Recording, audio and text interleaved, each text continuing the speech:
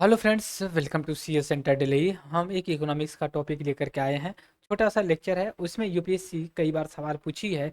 NDA में, CAPF में, EPFO में। तो मुझे लगता है कि हो सकता है यूपीएससी में आने वाले समय में भी पूछा जा सके, क्योंकि इस समय गवर्नमेंट ऑफ इंडिया का यही काफ़ी जोर शोर से जो कि कोशिश हो रही टॉपिक है हमारा डिस इन्वेस्टमेंट को लेकर के।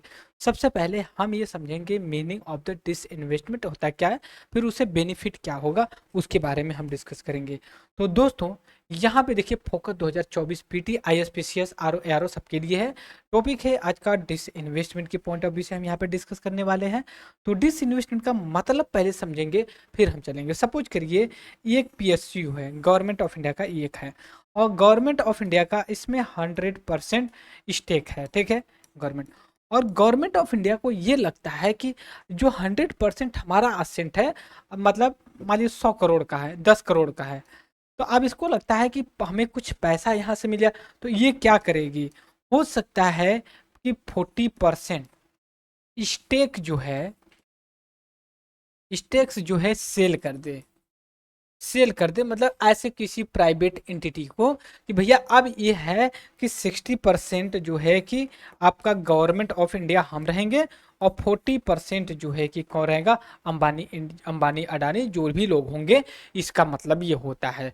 और एक वर्ड और आता है, प्राइवेटाइजेशन करने का मतलब होता है। प्राइवेटाइजेशन का मतलब ये होता है जो मेजर, ठीक है, मेजर जो परसेंटेज स्टेक होल्डर होते हैं उनकी बात है। मतलब वो मोर देन 50% के ऊपर स्टेक रखते हैं। जैसे मान लीजिए 100% है, तो इसमें क्या है, गवर्नमेंट ऑफ इंडिया के पास हो सकता है 49% हो, और किसी जियो जियो का मान लीजिए ये 51% होंगे। मतलब मेजोरिटी स्टेक होल्डर जो है प्राइवेट के पास है। That's why you called privatisation.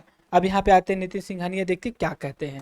Nitin Singhania कह रहे हैं डिसइन्वेस्टमेंट मीन सेल या liquidation of the asset by government, usually central government, central PSU और state PSU, project of the fix asset के रूप में उसको सेल करना या फिर उसको लिक्विड करना होता है। उसके बाद in some case disinvestment done the privatise asset, मगर all not all disinvestment is privatisation. मानिएगा, प्राइवेटाइजेशन का मतलब ये हो जाता major percentage of the stake in hand of the private entity, that is called जो है कि प्राइवेटाइजेशन।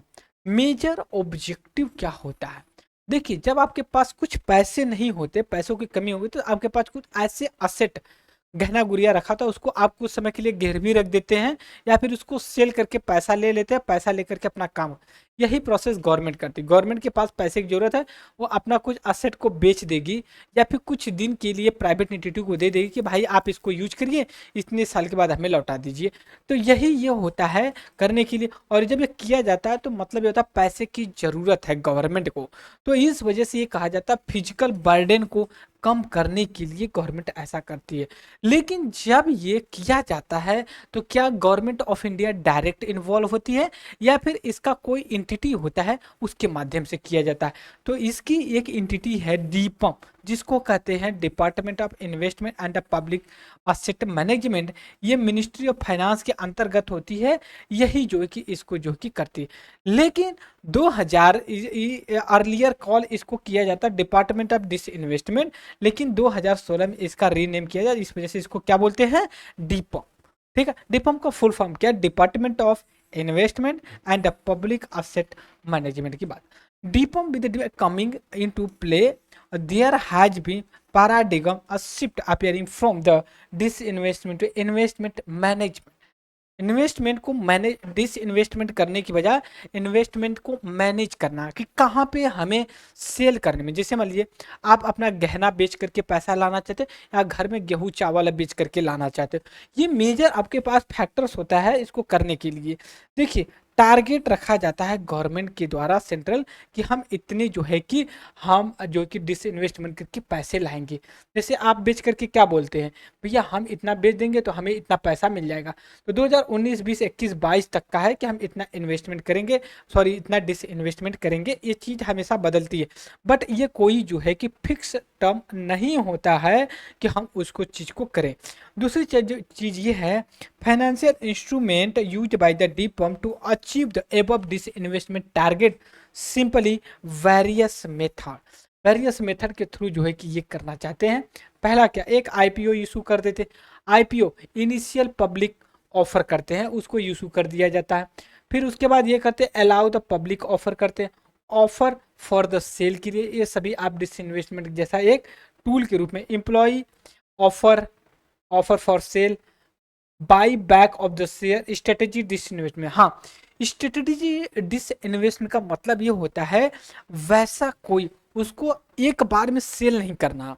ठीक है, गवर्नमेंट ने ये कहा कि हमारी, जैसे यहाँ पे बता रहे हैं स्ट्रेटेजी डिसइन्वेस्टमेंट, हमने क्या कहा यहाँ पे, स्ट्रैटेजिक डिसइन्वेस्टमेंट। ठीक है, स्ट्रेटेजिक डिसइन्वेस्टमेंट में जब हम बात करते हैं तो इसमें सपोज करिए कि 100 करोड़ का 10 करोड़ की जो है कि प्रॉपर्टी है, इसमें 100% government of India stake holder है। अब ये चाहती है कि हम कम से कम 49% जो है कि प्राइवेट के हैंड में इन्वेस्टमेंट कर दे। तो एक तो ये हो गया कि आंख बंद करके 49% एक ही बार में सेल करके हटा दिया।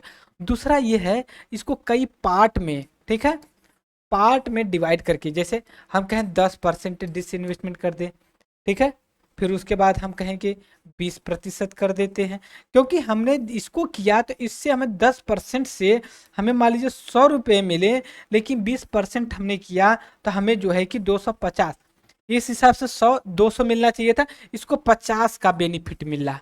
ठीक है, तो जब हम स्ट्रेटेजिक तरीके से कई पार्ट में इसको डिवाइड करेंगे, 30 हो गया, फिर हम कहेंगे अच्छा फिर हम 5% डिसइन्वेस्टमेंट कर दें, 2% कर दें, तो इससे हमें जितना जरूरत पड़ रही है उतना डिसइन्वेस्टमेंट कर रहे हैं, बेच रहे हैं, फिर हम पैसे लाए, that is called strategic disinvestment, right. अब आते हैं, हम बात करते हैं, फिर उसके बाद इंस्टीट्यूशनल प्लेसमेंट प्रोग्राम होता है, एक्सचेंज ट्रेड फॉर। तो ये बेसिक चीज़ें था डिसइन्वेस्टमेंट को लेकर के।